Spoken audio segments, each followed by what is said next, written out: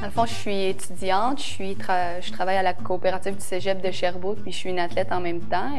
Je suis dans l'équipe de volleyball du Cégep de Sherbrooke, Division 1. Dans le fond, j'ai autant d'heures de volleyball que j'ai d'heures d'études, d'école. Donc, la conciliation est un peu difficile de faire tout rentrer ça dans une semaine. Donc, je me prépare à l'avance, je me fais une liste, puis cette soirée-là, je dois faire ce travail-là pour le cours qui s'en vient. Après ça, l'autre soirée, je dois étudier pour l'examen qui arrive bientôt.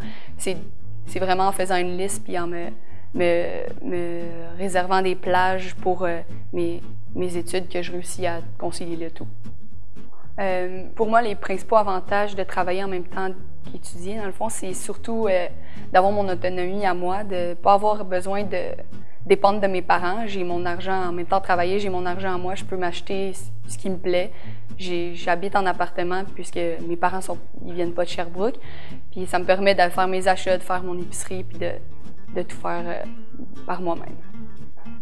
Dans le fond, le conseil que je donnerais à quelqu'un qui a de la difficulté à concilier son étude puis son travail, ça serait surtout d'avoir une bonne communication avec son employeur pour dans le fond, qui lui permettent quand il y a des moments importants d'études, comme des sessions d'examen ou des gros travaux de session à remettre, de pouvoir lui dire, puis qu'il puisse diminuer sa charge de travail, dans le fond, pour pouvoir mettre plus de temps à l'étude.